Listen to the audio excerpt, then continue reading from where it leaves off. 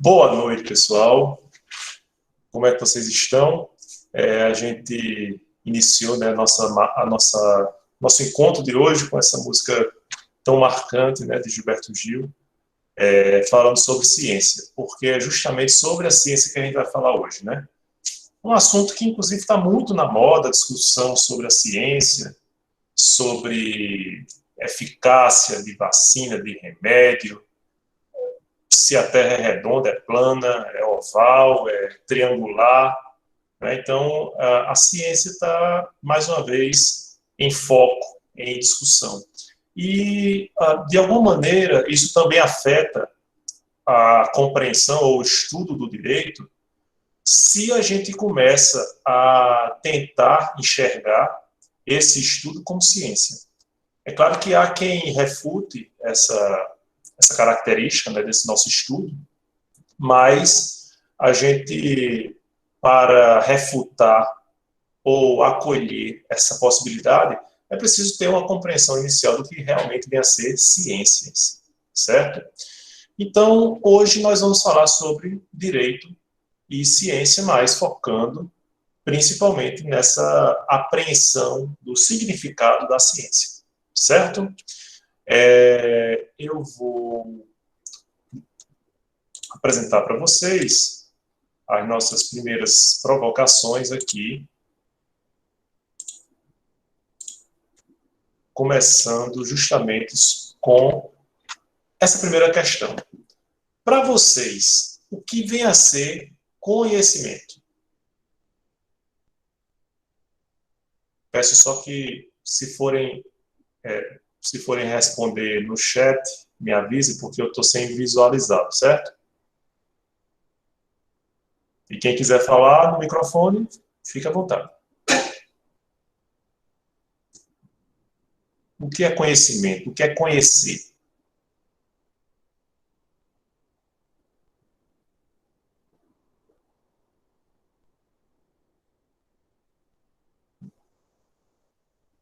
Professor, Nada? Ninguém? Oi, pode não. eu acho que conhecimento é uma percepção da realidade, porque ela pode variar de acordo com a pessoa que tá recebendo esse conhecimento, está tendo essa perspectiva. Pode ser comprovado, pode não ser comprovado, pode ser algo do cotidiano, pode ser algo da ciência, pode ser algo da religião. Então, eu acho que é uma percepção acerca de algo, de um objeto, de uma situação. Perfeito. Quem falou que eu não vi aqui? Cecília. Oi, Cecília. Cecília, é importante a sua intervenção porque você já possibilitou uma divisão entre os vários tipos de conhecimento. Existem, portanto, várias formas de a gente aprender ou perceber essa realidade, né? Você falou em religião, você falou na própria ciência, né? São percepções diversas de um mesmo fenômeno, muitas vezes, certo? Quando eu olho para o céu e vejo a Lua sendo encoberta com a sombra da Terra, eu posso ter uma percepção dita científica, uma explicação que me mostra que não há nada de sobrenatural naquele fenômeno em si. Mas, porque eu tenho explicações ditas científicas para aquele sombreamento. Mas, se eu voltar no tempo, ou mesmo até hoje, algumas pessoas podem perceber, podem entender aquele fenômeno como algo místico, né? Algo que revela uma intervenção, uma manifestação visível de uma entidade superior, de entidades superiores, né? Muito bem. Conhecer é perceber a realidade. Perfeito. Quem mais poderia contribuir? Professor, Pois não. eu vejo o conhecimento como talvez tudo aquilo que adquirimos ao longo da vida, tanto de natureza prática quanto teórica, que nos ajuda a compreender nosso redor, como tudo funciona. Perfeito. Então, você poderia repetir isso? Gabriel, né? Isso. Eu vejo o conhecimento como que aquilo que adquirimos ao longo da vida, de natureza tanto teórica quanto prática, que auxilia-nos a compreender ao nosso redor. Perfeito. Então, O conhecimento, portanto, ele nos ajuda a compreender o que nos rodeia, né? É importante também essa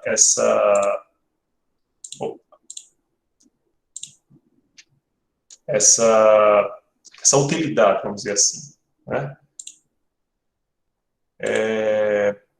De fato, pessoal, essa é a nossa compreensão de conhecer, né? Quando a gente conhece, né? Quando a gente conhece alguém, quando a gente conhece uma realidade, quando a gente conhece um software, quando a gente conhece um livro, uma obra de arte, de alguma forma a gente apreende, a gente se apossa em algum sentido, não a posse no sentido material, mas a gente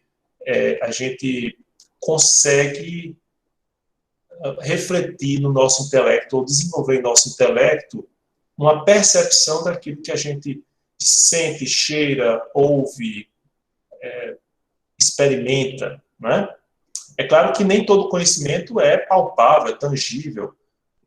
Há coisas que a gente conhece, mas não se tocam, apenas por intuição, apenas por imaginação, ou por especulação, a gente tem essa percepção, certo? Mas eu gostaria de iniciar com vocês uma reflexão sobre o conhecimento vulgar, né? Então, quando a gente fala em conhecimento vulgar, qual a primeira ideia que se tem à mente? Um conhecimento de menor importância, né? Um conhecimento vulgar no sentido pejorativo, no sentido de que aquele conhecimento ele não sobrevive à acurácia do cientista, né? Ao cuidado do cientista quando pretende aprender algo, certo? E o conhecimento vulgar é justamente esse conhecimento usual que o homem tem de si mesmo e do mundo. E aí eu pergunto a vocês, vocês já se depararam com esse tipo de conhecimento? Quem ou é do interior ou tem suas estadas no interior, ou sua infância no interior, já com certeza vai trazer alguns exemplos para a gente.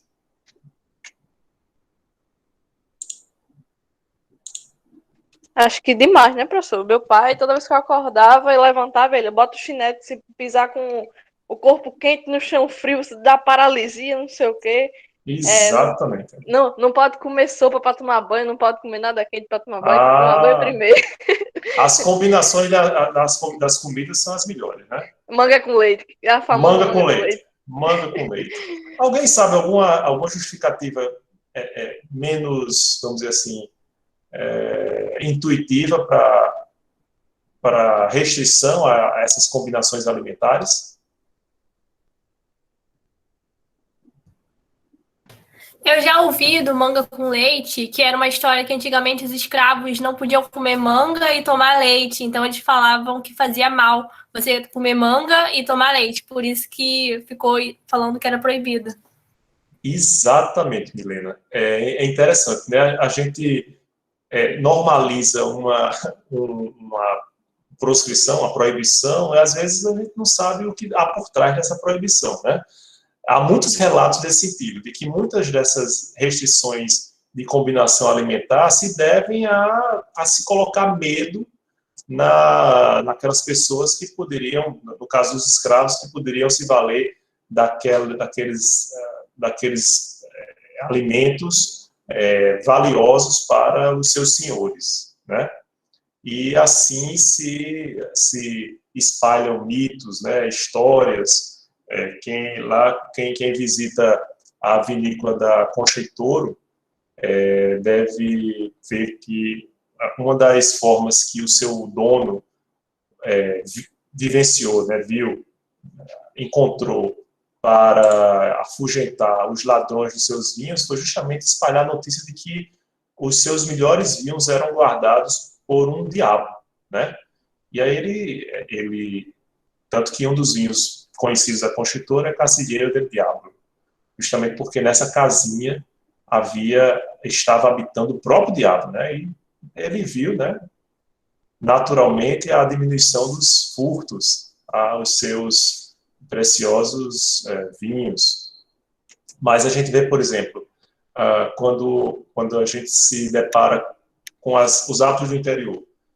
Quantas crendices ou quantas percepções existem quando a gente, por exemplo, está diante da chuva. Nosso interior, então, nosso sertão, que para o qual a chuva é tão importante, é tão festejada, desde a percepção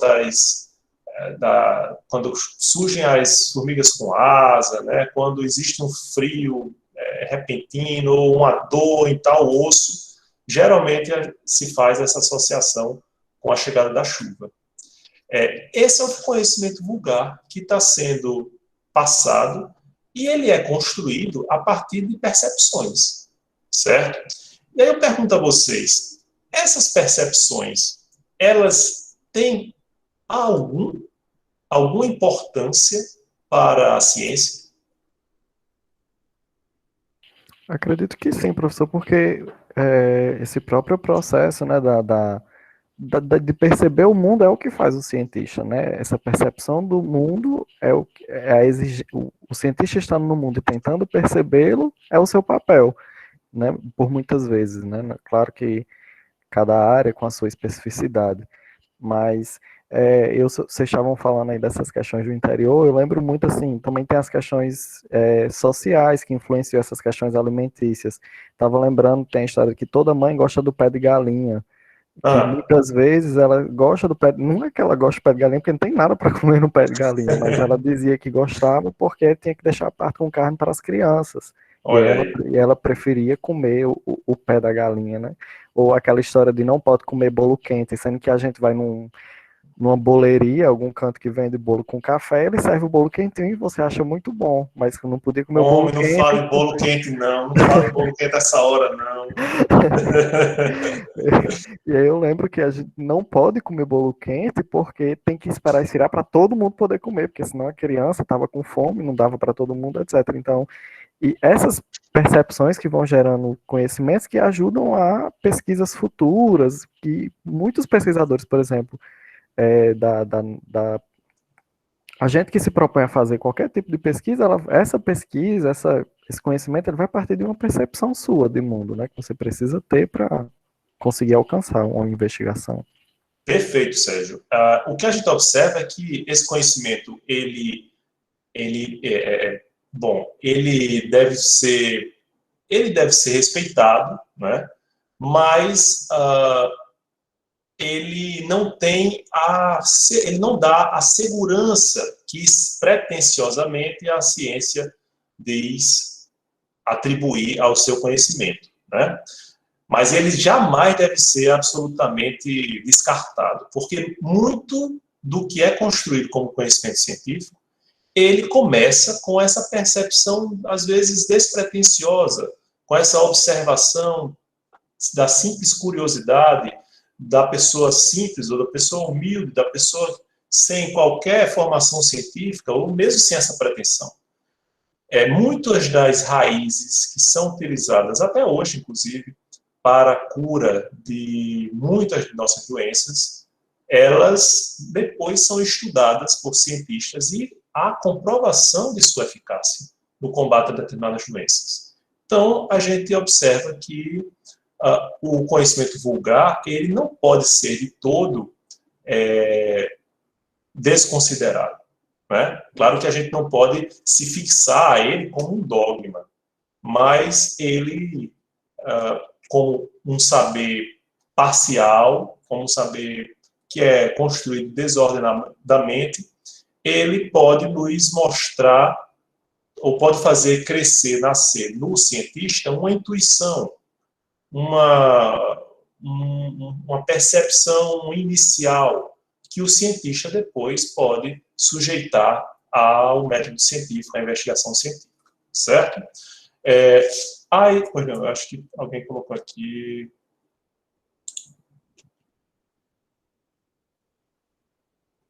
Jefferson,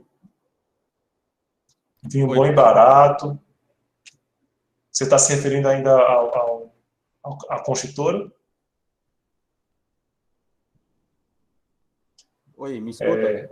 Eu estou escutando. Sim, tá certo. Ao brasileiro. Certo.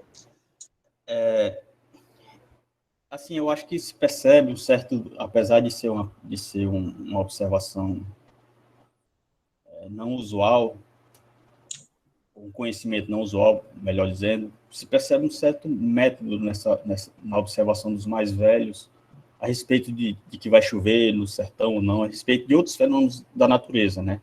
E parece que eles usam assim, mesmo sem saber, o método indutivo, né? Que eles veem aquilo ano após ano e talvez associem de uma maneira, né? Mesmo que equivocada, mas eles fazem essa associação. E é isso. Perfeito, é isso mesmo, Jefferson. E aí a gente parte para um outro patamar, que é justamente o do conhecimento científico, né? E o conhecimento científico, ele vai apresentar algumas características que vão possibilitar otimizar esse conhecimento vulgar, muitas vezes. O conhecimento vulgar, ele é aprimorado, vamos dizer assim, ele pode ser aprimorado pelo conhecimento científico. E isso acontece porque a ciência, a missão da ciência é justamente organizar e sistematizar o conhecimento do homem.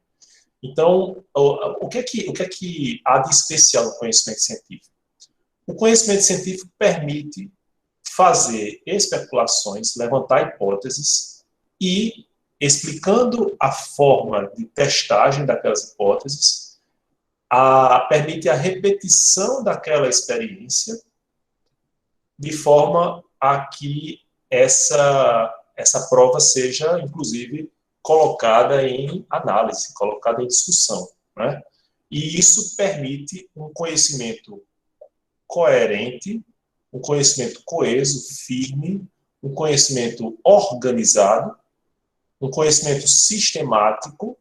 Então, há conexões entre todos os seus elementos, de forma que não haja contradição entre as suas premissas, e um conhecimento certo, mas não um conhecimento definitivo.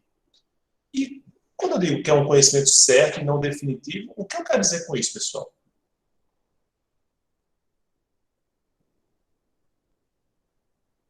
Acho que se trata, inclusive, da própria limitação temporal que o conhecimento tem, ou até da limitação que aquela pesquisa, enfim, né, proporcionou, porque esse conhecimento ele é certo naquele momento, mas pode a ciência avançar um pouco mais e perceber que ele estava parcialmente certo, ou que ele tinha algum erro no seu procedimento que gerou aquele resultado equivocado, que só com o tempo, né, pode ser percebido o equívoco.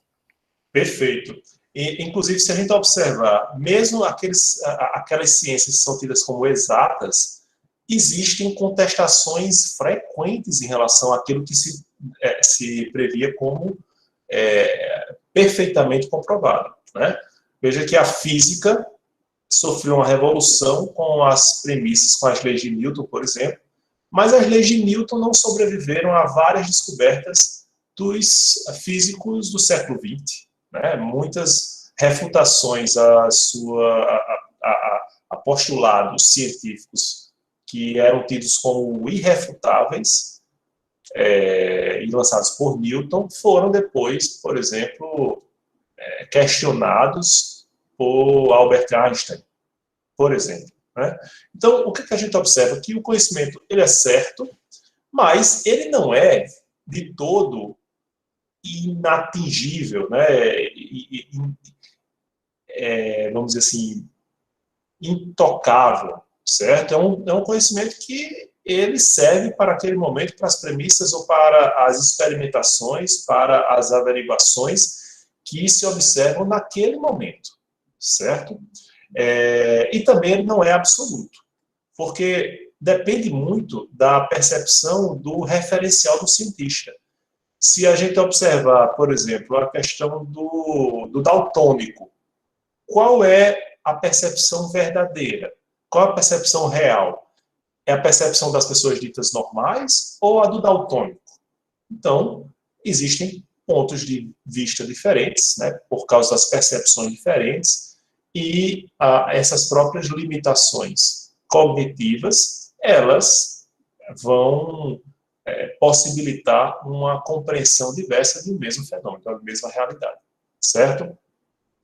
É curioso também perceber que, quando a gente fala que o conhecimento não é definitivo, a gente traz à tona a ideia, inclusive propagandeada por Karl Popper. Karl Popper já defendia que a característica mais essencial da ciência, do conhecimento científico, não é a sua definitividade, mas justamente a sua refutabilidade.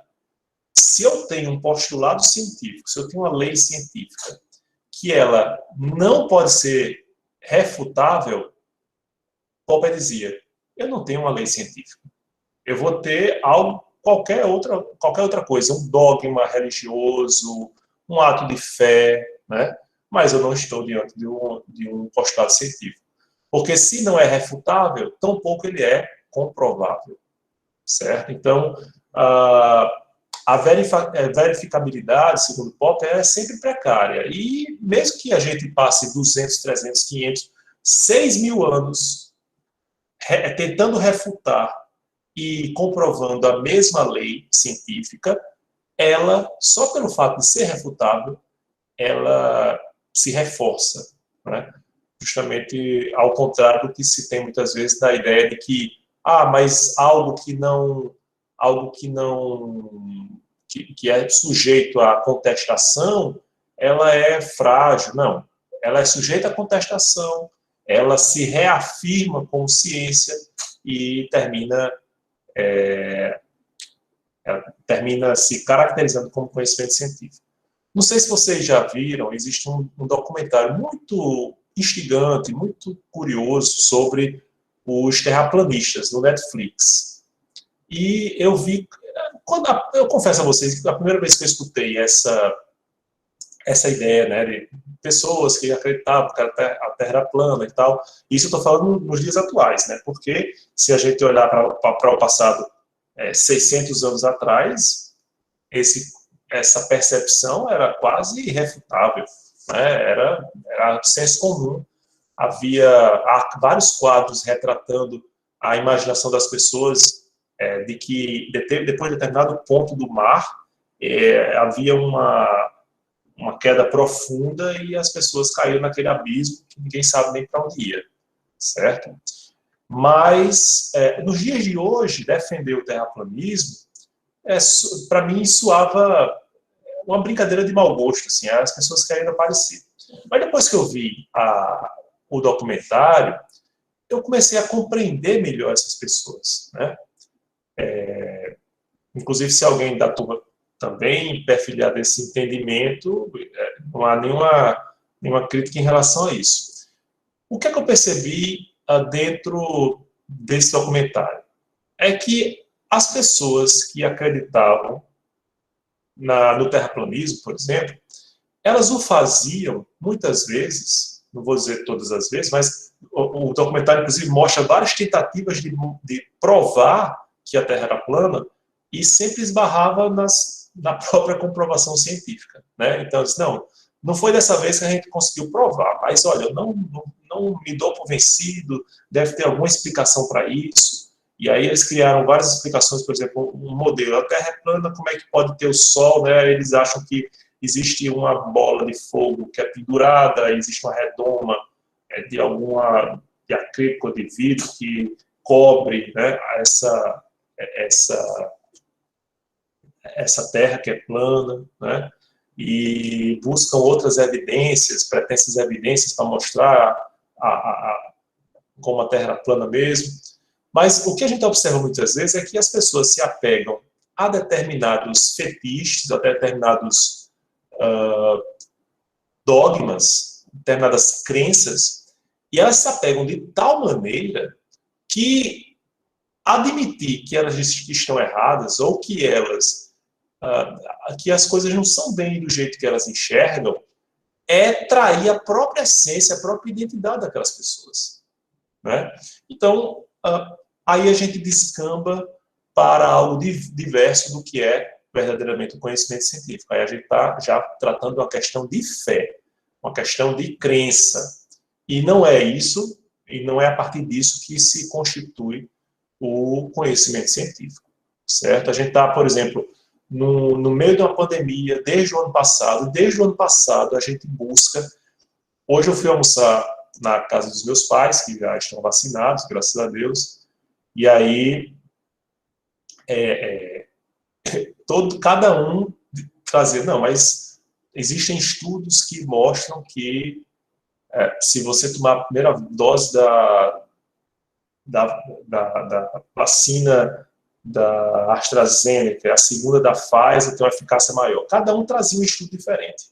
Aí eu fiquei me perguntando assim, sem querer perguntar aos meus pais, onde é que eles tinham pego essas informações, né? E assim, a resposta para mim era muito clara. Correntes do WhatsApp, informações, né? Todo mundo que se arroga o direito de falar e comentar sobre vacina. Eu tenho 3 filhos e já passei por muitos sofrimentos deles para tomar vacina. E nunca me questionava o percentual de eficácia das vacinas, né? Isso é positivo também. Hoje a gente tem essa preocupação, né? Eu me preocupava muito com os efeitos colaterais, assim, porque algumas vacinas têm maior ou menor repercussão, né, no organismo das crianças e sofrem mais ou menos depois daquela dose, mas hoje há uma repulsa, né, como se vacina de determinados campos, determinadas instituições fossem alvo de maior desconfiança, justamente por um pano de fundo de teoria da conspiração que muitas vezes se coloca. Mas isso tudo, pessoal, reforça a importância da ciência, a importância do conhecimento científico bem encetado, bem construído, certo? Porque você pode até se valer de um dado, de uma pesquisa científica. Mas se aquela pesquisa científica é isolada, ela é refutada por várias outras, ela não teve o cuidado que se recomenda para um verdadeiro aparato científico, ela não pode ser difundida, não se pode apegar a ela apenas porque você acredita naquela pesquisa, certo? Então, é preciso ter muito cuidado nessa atividade. E é uma atividade muito desafiadora, porque hoje, cada vez mais, essas próprias evidências científicas estão sendo colocadas em xeque, estão sendo colocadas em discussão. Então, não apenas na ciência do direito, se a gente quiser falar em ciência do direito, mas em todos os campos da ciência, o rigor científico, a responsabilidade dos cientistas está sendo colocada em evidência. E é a isso que a gente tem que se apegar, né? A essa refutabilidade e a responsabilidade desses profissionais. Alguma dúvida? Alguma colocação? Podemos prosseguir, então, né?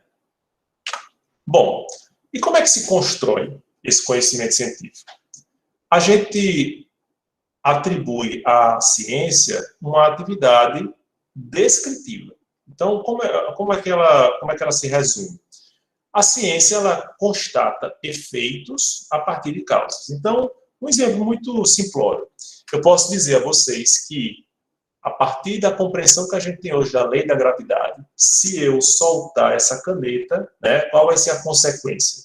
Ela vai cair, ela vai ser atraída pelo campo gravitacional da Terra, por causa da sua enorme e vasta massa, que atrai a massa desse outro objeto que está próximo a ela, e assim por diante, certo? Então, qual é a causa?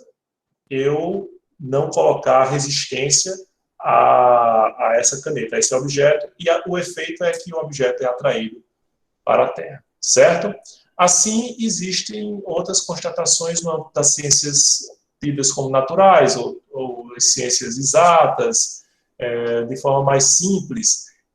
Algo mais complicado quando a gente fala das ciências humanas ou das ciências sociais, né? Então, por exemplo, nas ciências sociais, na sociologia, é um pouco mais difícil a gente fazer experiências, né? Então, por exemplo, será que se eu colocasse pessoas dentro de um experimento social em que elas fossem divididas entre aprisionados e aprisionadores, as notas na personalidade seriam desenvolvidas de forma diversa, né?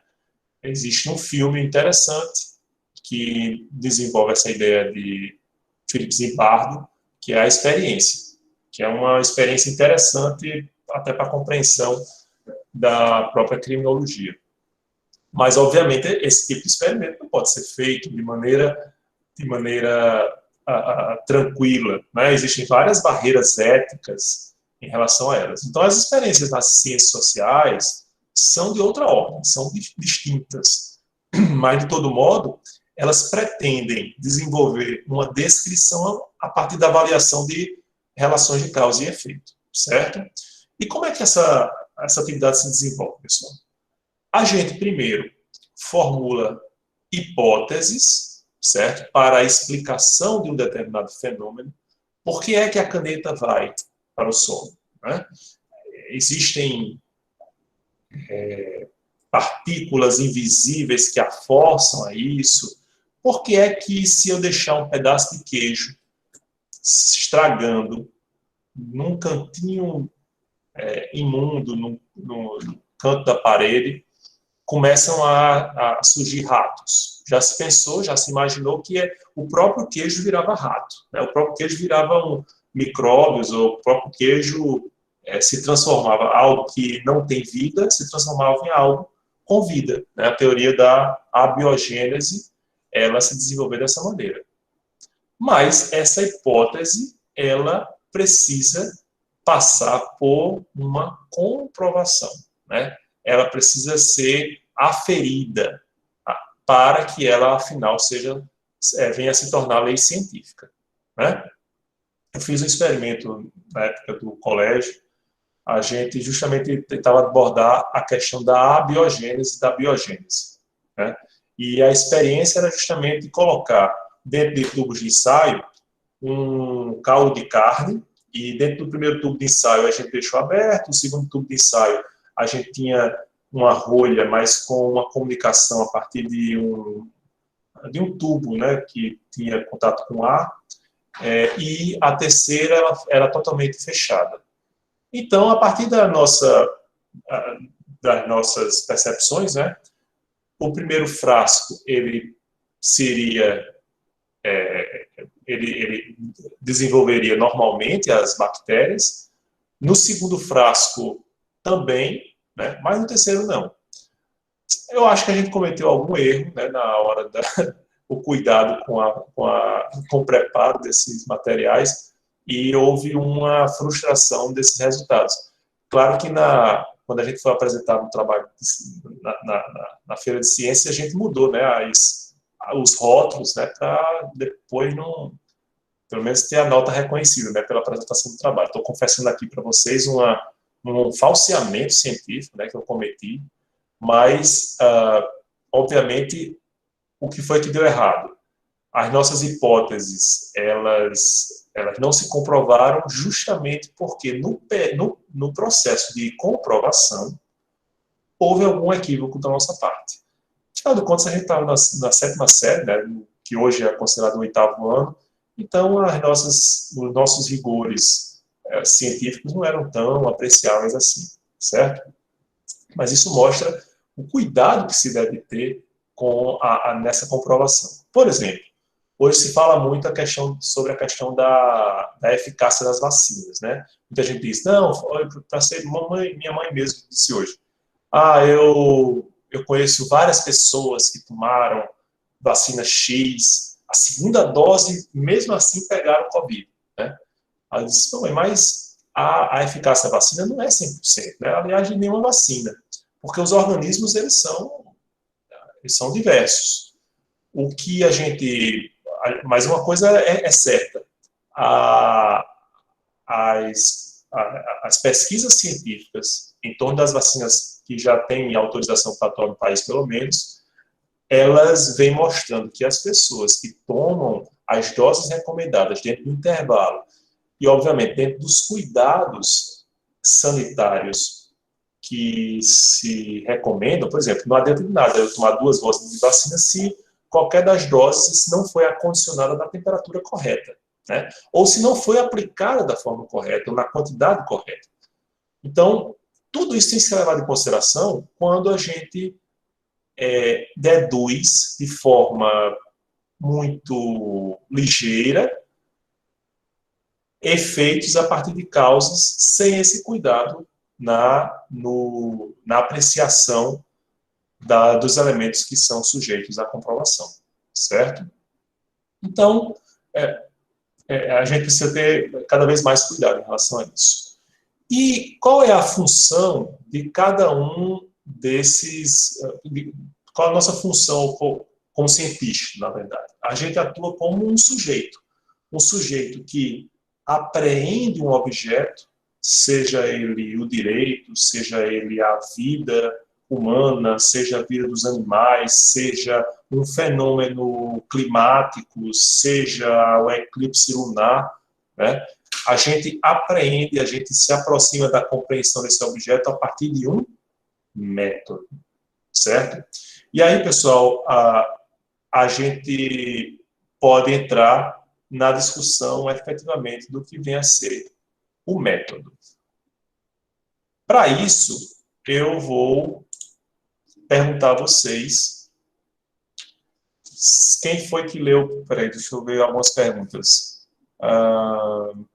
Jefferson colocou aqui, um americano morreu tentando provar que a Terra é plana. Isso, exatamente. O foguete explodiu, exato, né? Talvez ele, de alguma forma, tenha aprendido, né, que se a Terra era plana ou não, mas não conseguiu sobreviver para contar para os demais, né?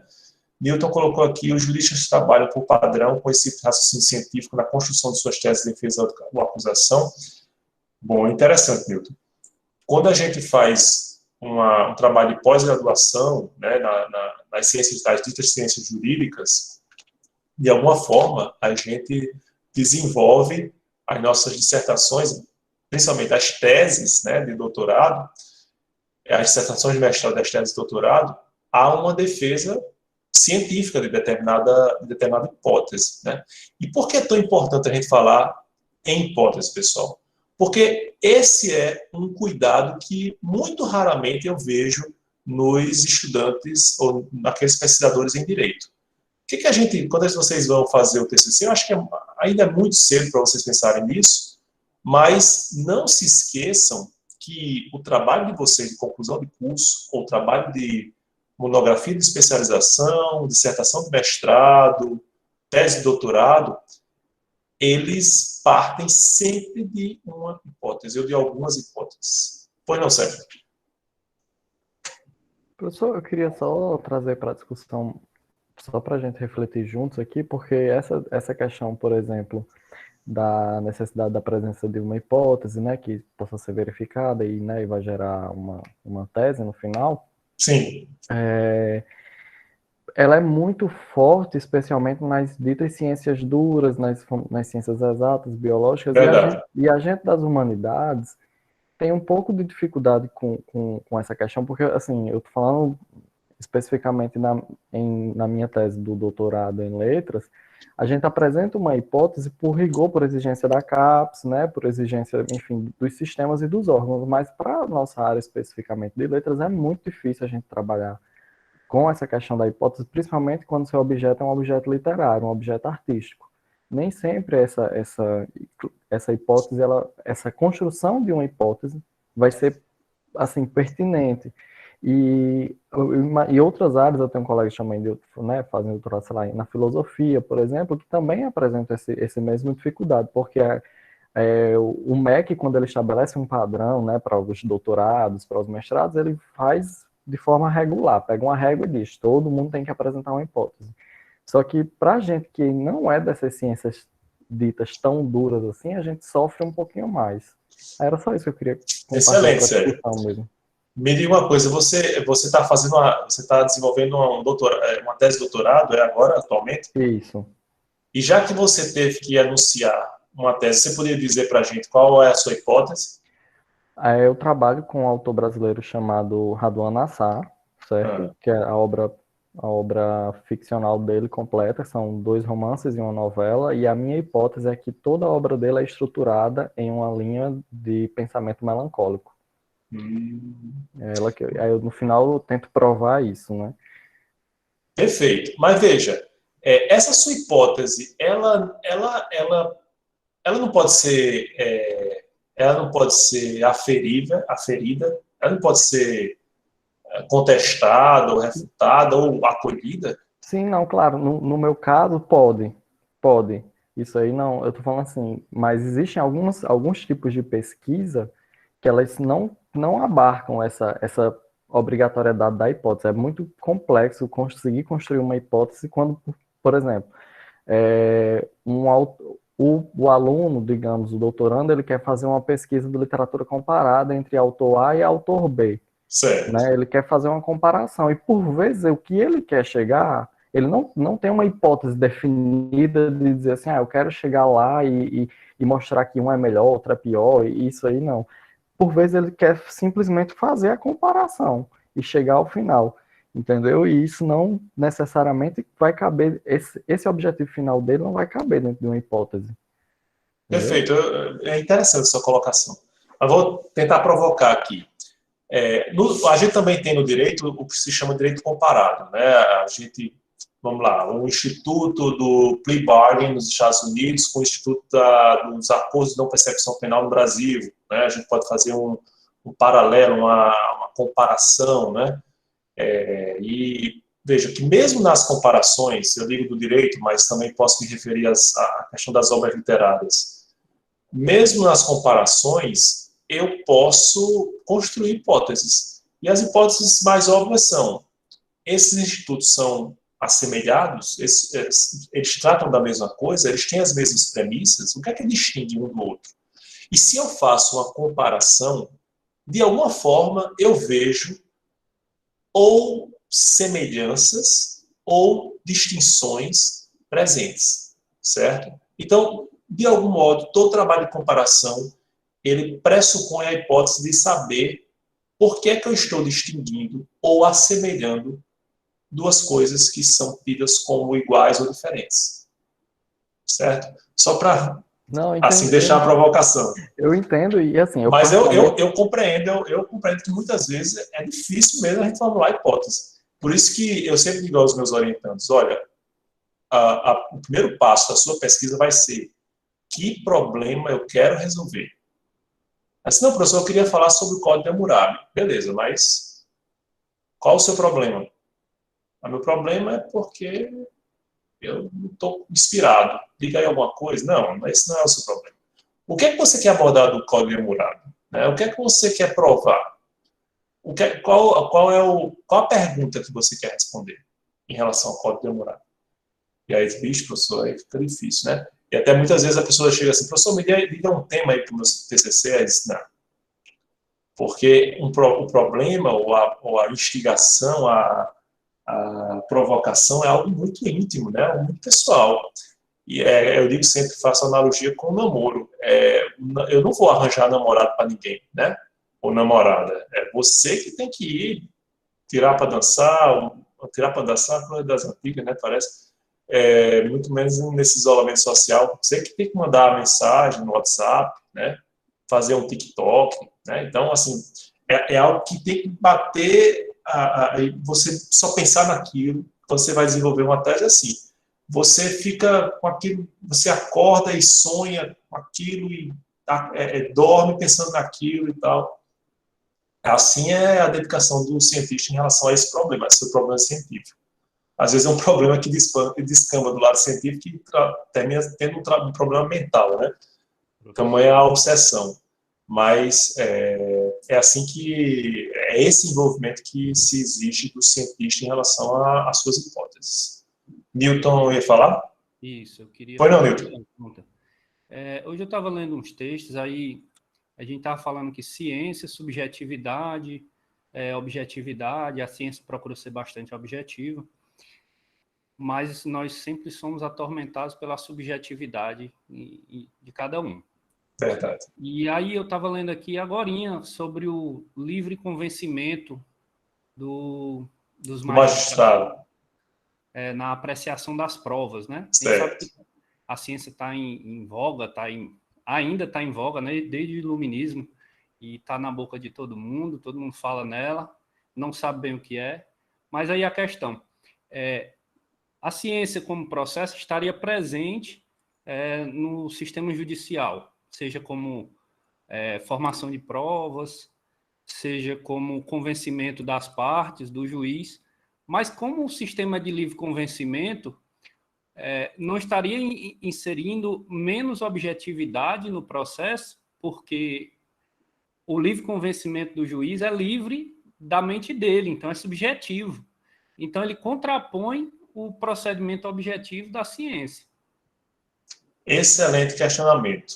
E é a respeito desse problema que a gente vai falar daqui a algumas aulas, quando a gente estiver diante de nós, quando a gente estiver diante de si, de cada um de vocês, o texto de Hans Kelsen, né? Os prefácios, na verdade, das suas 2 edições da Teoria Pura do Direito, porque ele vai discutir a distinção entre a ciência do direito e a política do direito, dentro do qual ele situa a própria decisão judicial, certo? Então, é preciso também ter muito cuidado, né? Quando a gente fala em livre convencimento, o livre convencimento do magistrado, ele não necessariamente faz ciência, certo? Ele pode se valer da ciência, mas a decisão dele é um ato político. É um ato a decisão, ela é pode ser fundada em conhecimentos científicos, mas o convencimento, ele é subjetivo, é livre, vamos dizer assim, certo? Os jurados, por exemplo, no tribunal do júri, ele, além de ter um conhecimento livre, ele é um convencimento íntimo. Ele não precisa justificar porque ele está votando sim para a condenação de determinado acusado. O juiz, o magistrado togado, não, ele tem a obrigação de dizer que ele condenou a 7 anos de reclusão porque ele viu tais e tais e tais elementos que comprovassem a autoria do crime, a materialidade do crime e a periculosidade do acusado, todas as circunstâncias que beneficiam o seu julgamento, ou que prejudicam o seu julgamento perante a sociedade, certo? Ele é obrigado a dizer o que o motivou a decidir daquela maneira. Mas e os jurados? A situação é até pior, mas isso não é ciência do direito, certo? A ciência do direito pode até estudar esses fenômenos, como a gente vai ver, mas o ato em si da decisão não é ciência, certo? No sentido que a gente está preconizando aqui, ok? Obrigado. Mas sobre... Pois não, Silvio. Acho que alguém levantou a mão. Jefferson. Pois não, Jefferson.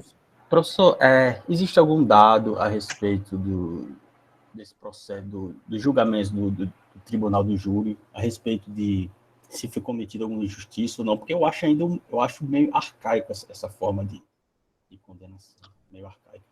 Ainda é muito alvo de crítica, Jefferson. Você está coberto de razão. A gente tem alguns dados estatísticos em relação a erros judiciários, né? Mas a justificativa que se coloca em relação à manutenção do tribunal do júri, do julgamento, tem uma razão histórica, né?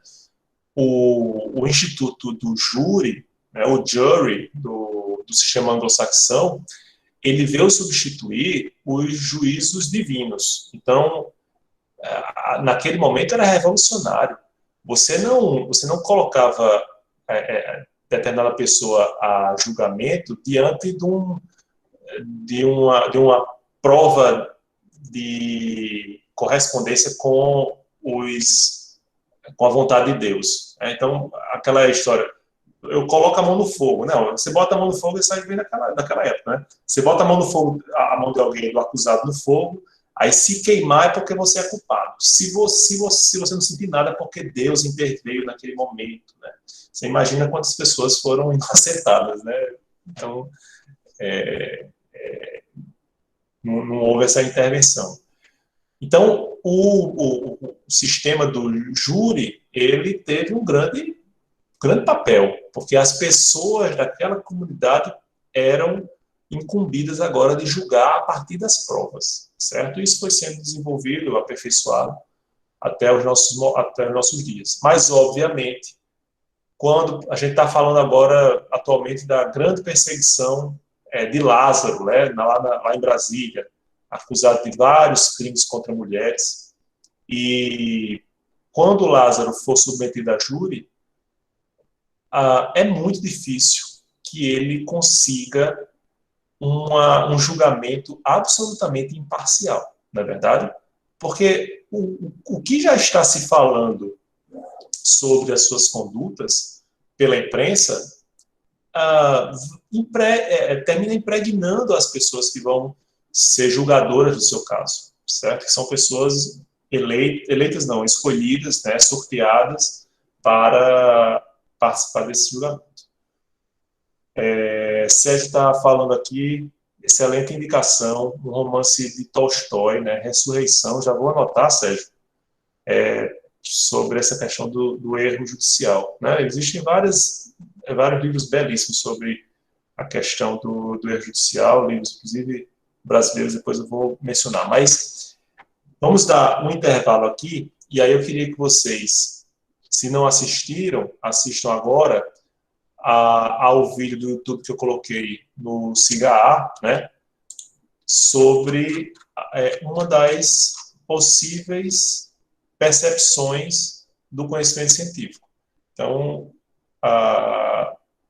é um TED, né, de um professor de origem indígena, e aí eu recomendo para vocês, tem como vocês ativarem as legendas em português, certo? Aí dá para melhorar a compreensão, certo?